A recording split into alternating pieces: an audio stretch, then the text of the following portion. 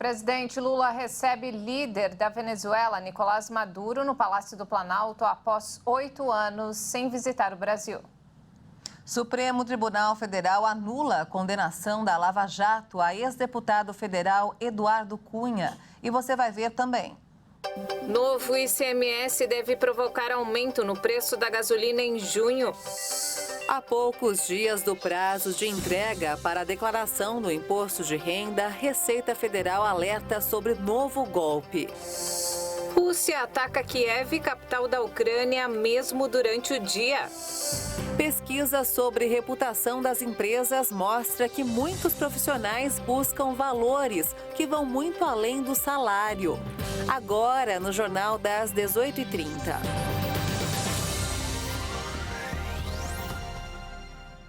Olá, boa noite. São 18h33 pelo horário de Brasília. Boa noite. Você acompanha agora as principais notícias do Brasil e do mundo desta segunda-feira. O presidente Lula recebeu na manhã de hoje o presidente da Venezuela, Nicolás Maduro, no Palácio do Planalto. É a primeira vez que Maduro visita o Brasil desde 2015, quando esteve no país para uma cúpula do Mercosul realizada em Brasília no governo da ex-presidente Dilma Rousseff. O líder chavista desembarcou em Brasília na noite de ontem, acompanhado da primeira-dama venezuelana Cilia Flores. Ele está no Brasil para uma reunião de líderes sul-americanos convocada pelo governo brasileiro. Na terça-feira, um grupo de 11 presidentes da América do Sul se reúne no Palácio do Itamaraty para discutir a integração regional. Depois de um encontro com Maduro, o presidente Lula criticou o que ele chamou de preconceito contra a Venezuela e classificou a primeira visita de Nicolás Maduro ao Brasil desde 2015 como um momento histórico. Os líderes discursaram lado a lado após reunião no Palácio do Planalto. Lula também afirmou que apoia a entrada da Venezuela no BRICS, grupo integrado por Brasil, Rússia, Índia, China e África do Sul. O bloco tem como objetivo a cooperação econômica e o desenvolvimento em conjunto dos países membros. Ao ser eleito, Lula disse que uma das prioridades de sua agenda externa seria retomar relações com Maduro. A visita foi duramente criticada pela oposição ao governo Lula. Nas redes sociais, políticos chamaram o líder venezuelano de ditador e disseram que o petista está apoiando uma ditadura comunista. Em 2020, o Departamento de Justiça dos Estados Unidos ofereceu uma recompensa de 15 milhões de dólares por informações que pudessem levar à prisão de Maduro. Na época, a Casa Branca também considerou o governo do chavista ilegítimo. A segunda turma do Supremo Tribunal Federal anulou uma condenação do ex-deputado federal Eduardo Cunha, réu na Operação Lava Jato. Ele havia sido sentenciado pela Justiça Federal do Paraná a quase 16 anos de prisão por corrupção passiva e lavagem de dinheiro. O Ministério Público Federal afirmou que o ex-deputado foi beneficiado por um suposto pagamento de propina nos contratos de construção de navios-sonda da Petrobras, fechado entre a estatal e o estaleiro Samsung Heavy Industries. A corte determinou ainda o envio da investigação para a Justiça Eleitoral. Caberá ao novo juiz decidir se reestabelece ou não a condenação de Cunha, além da validade das provas, ou se o caso será retomado da estaca zero. Os ministros analisaram no plenário virtual uma ação da defesa de Cunha contra a condenação e os advogados argumentaram que a sentença violava o entendimento do STF, o que cabe julgamento da Justiça Eleitoral. O ministro Edson Fachin votou em dezembro de 2022 para rejeitar a ação de Cunha. O ministro citou o entendimento da Procuradoria-Geral da República de que os fatos não se enquadram em crimes eleitorais. O voto do relator foi seguido pelo ministro Ricardo Lewandowski. O Supremo Tribunal Federal formou maioria para tornar réus mais 131 acusados de participar dos atos de 8 de janeiro, quando foram depredadas as sedes dos 3 poderes em Brasília. A análise da nova leva de denúncias ocorre no plenário virtual. Até agora, o STF já recebeu denúncias e transformou em réus 1.044 envolvidos nos ataques. A partir de quinta-feira, dia 1º, o valor médio da gasolina nos postos deve ficar mais cara por causa da mudança na cobrança do imposto sobre circulação de mercadorias e serviços sobre o combustível. Agora, o ICMS terá uma alíquota única e fixa sobre o litro da gasolina de R$ 1,22 em todo o país. Hoje, ela é feita em percentual sobre o preço de venda do produto, variando de 17% a 18%. Essa mudança trará impacto ao consumidor final, já que o valor do tributo é embutido no preço de revenda, além de fazer com que os estados percam o direito de escolher a porcentagem da tributação. E isso também representa uma pressão adicional sobre o litro da gasolina, que sofreu corte significativo há 2 semanas pela Petrobras, na ordem de 40 centavos nas refinarias. E falando agora sobre saúde, o estado de São Paulo voltou a registrar mortes por febre amarela depois de 3 anos sem casos. 4 pessoas foram infectadas e 2 morreram. A nossa repórter Maria Clara Leite traz mais informações. Segundo a Secretaria Estadual de Saúde, o estado de São Paulo não registrava casos de febre amarela desde 2020. Até que em janeiro deste ano aqui, um caso foi confirmado em Vargem Grande do Sul. Um homem de 73 anos que já está recuperado.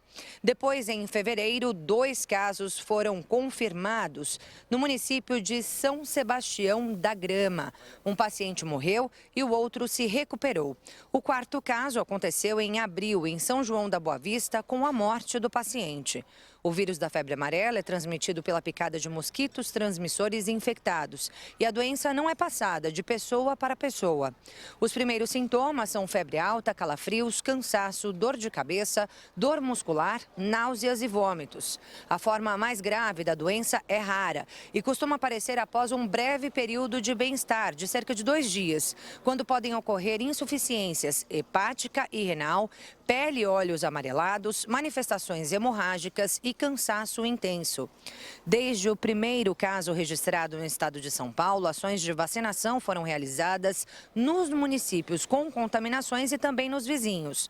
A vacinação contra a febre amarela faz parte do calendário de imunização e está disponível em todos os postos de saúde do estado. A primeira dose do imunizante deve ser aplicada aos 9 meses de vida e a segunda aos 4 anos de idade. Nos 3 primeiros meses de 2023, a cobertura vacinal contra a febre amarela aqui no estado de São Paulo chegou a 82%, segundo informações da Secretaria Estadual de Saúde. O melhor jeito de começar uma semana é reforçando a nossa fé. E quem mora em Belo Horizonte teve uma ótima oportunidade nesta segunda-feira.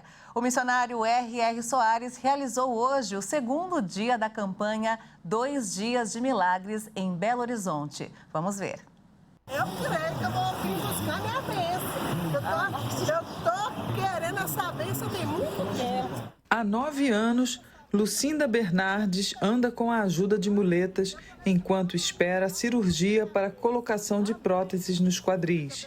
Como ela, dezenas de pessoas não perderam a oportunidade de participar da campanha de milagres realizadas pelo missionário R.R. Soares em Belo Horizonte, neste domingo, 28 de maio. Você tem que aprender a usar esse escudo contra qualquer força maligna. Após a mensagem de fé com base no Salmo 84, o missionário Soares ora a Deus e os milagres começam a acontecer.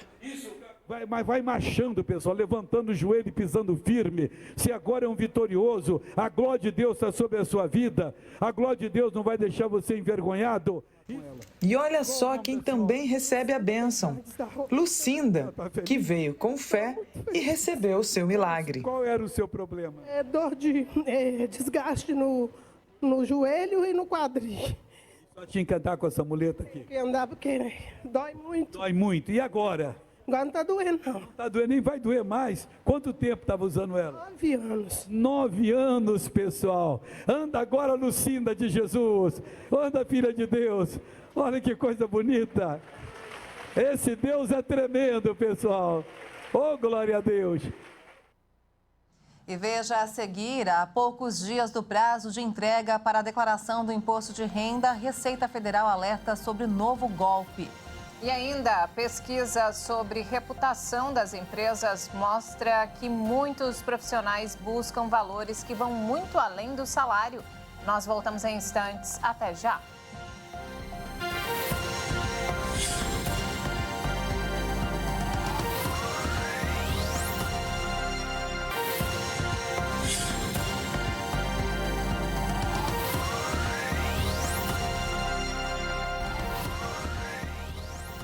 E nós estamos de volta, 18 horas e 44 minutos pelo horário de Brasília. E vamos agora direto ao Rio de Janeiro com informações desta segunda-feira com o repórter Anderson Nascimento, que está de volta. Boa noite, Anderson. Boa noite, Juliane e Maria Alice. Depois de um pequeno recesso, estou de volta aqui com vocês, trazendo as notícias do Rio. E a polícia descobre esquema de fraude em tornozeleiras eletrônicas. O esquema foi revelado após uma mulher ser detida no estacionamento de um shopping na Barra da Tijuca, com o equipamento dentro da bolsa. A advogada Simone Pontes cumpria pena em regime semiaberto depois de ter sido condenada a 14 anos de prisão por matar o marido. O inquérito da Delegacia de Repressão a Entorpecentes, a DRE, revelou que Simone negociou com o agente penitenciário Douglas Reis de Andrade para deixar o aparelho frouxo. A investigação apontou que o homem cobrava entre 20 a 30 mil reais para instalar a tornozeleira de forma que pudesse ser retirada depois. A Polícia Civil e a Secretaria de Administração Penitenciária apuram para descobrir se mais pessoas estão envolvidas na fraude. Bom, eu fico por aqui e amanhã eu retorno com mais notícias do Rio. Até lá. Seja bem-vindo de volta, Anderson, e até amanhã. E vamos agora ao mercado financeiro. O dólar fechou em alta nesta segunda-feira em dia de liquidez reduzida por conta do feriado de Memorial Day nos Estados Unidos e com investidores ainda de olho no acordo para a suspensão do teto da dívida norte-americana. Aqui no Brasil, as atenções estavam voltadas aí para a última edição do Boletim Focus. A moeda norte-americana avançou 0,49% e encerrou o dia cotada a R$ 5,01 na venda. E olha só, há poucos dias aí do prazo de entrega para a declaração do imposto de renda, a Receita Federal alerta sobre um novo golpe via e-mail praticado por criminosos. O repórter Leonardo Félix tem mais informações. Segundo a nota publicada no site oficial da Receita Federal, os criminosos se apropriam do nome da instituição para dar credibilidade à fraude. Os golpistas se aproveitam da proximidade do prazo limite para a entrega da declaração de imposto de renda deste ano, para notificar as vítimas sobre eventuais erros. É disponibilizado um link às vítimas que as redireciona a um suposto arquivo PDF, onde são sugeridas informações detalhadas sobre o procedimento de reparo dos erros. É preciso ficar atento e não clicar em nenhum link. Os golpistas adotam expressões comuns utilizadas pela Receita Federal, como IRPF e contribuintes, para confundir o cidadão. No comunicado, a autarquia reforça que essas práticas criminosas têm se tornado cada vez mais sofisticadas para tentar obter informações fiscais, cadastrais e financeiras dos contribuintes, ou instalar programas nos computadores que captam e enviam informações pessoais. A Receita ressalta que não faz comunicação por e-mail ou via mensagem de texto para solicitar a correção de erros em declarações. É importante lembrar que o prazo para a entrega da declaração de imposto de renda deste ano termina na quarta-feira, dia 31 de maio. De São Paulo, Leonardo Félix. E falando agora sobre o conflito no leste europeu, a Rússia lançou uma série de mísseis contra Kiev hoje, o que obrigou os moradores a procurarem abrigos em um dos poucos ataques diurnos contra a capital ucraniana até o momento. Segundo o Ministério da Defesa russo, 5 aeronaves foram danificadas na operação contra uma instalação militar em Khmelnytsk. Na capital Kiev, o dia foi de tensão com novos bombardeios em um ataque diurno incomum. Moradores tiveram que procurar abrigo às pressas e uma triste cena foi registrada. Crianças gritavam e choravam pelas ruas do centro da cidade, enquanto corriam para um lugar seguro.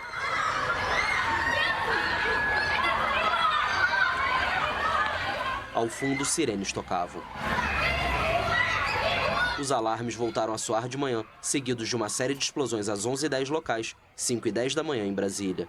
De acordo com o comando do exército ucraniano, 11 mísseis foram lançados do norte contra Kiev e região, cerca de 35 drones do norte e do sul e até 40 mísseis de cruzeiro de aviões sobre o Mar Cáspio. O primeiro-ministro da Espanha, Pedro Sánchez, anunciou que vai dissolver o parlamento e antecipar as eleições gerais no país para 23 de junho. O anúncio veio depois de um resultado ruim nas eleições locais de domingo. O Partido Socialista de Sánchez e os aliados dele perderam espaço. Apenas 3 das 12 regiões da Espanha mantiveram o domínio socialista. Os partidos de oposição, como os da extrema-direita, tiveram um desempenho melhor do que o esperado.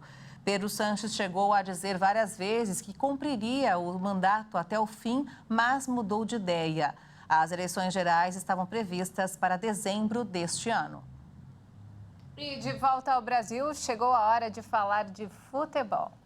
Leonardo Félix traz mais informações sobre a 8ª rodada do Campeonato Brasileiro. Boa noite, Léo. Seja bem-vindo, Léo. Boa noite, Maria Alice e Juliana. Boa noite a todos que nos assistem aqui no Jornal das 18h30. E para você, qual é a força de um sonho? Se é apenas um desejo, sem atitudes para que ele se torne real, tudo fica apenas na utopia.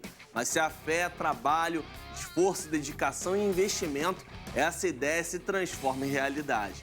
E esse é o caso do surpreendente Botafogo, que a cada rodada do Campeonato Brasileiro vai se consolidando como o time a ser batido na competição e anima a torcida alvinegra. A campanha já é histórica. É o segundo melhor começo de Brasileirão, ficando atrás apenas do Palmeiras em 2019, que na época fez 22 pontos, em 7 vitórias e 1 empate. O Glorioso lidera o torneio deste ano com 21 pontos, sendo 7 vitórias e apenas 1 derrota em 8 jogos disputados. Com a vitória deste domingo sobre o América Mineiro no Newton Santos, o Botafogo está com folga na liderança, 5 pontos à frente do Palmeiras.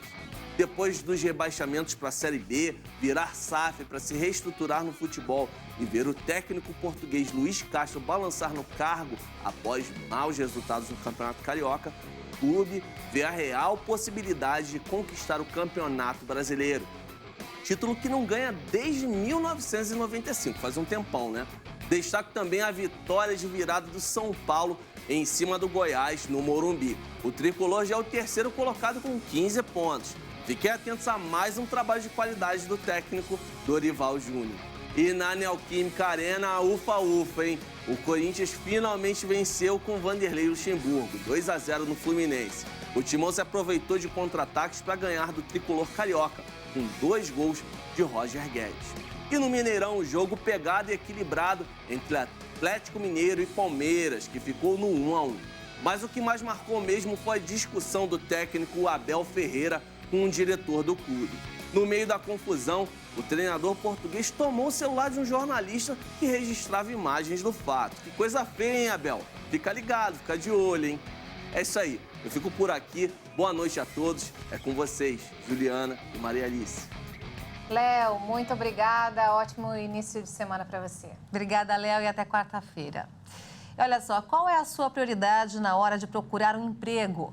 Pois é, muitos vão dizer que é o salário, é claro, mas um número cada vez maior de profissionais tem aceitado ganhar menos para trabalhar em lugares que vão oferecer oportunidades de crescimento.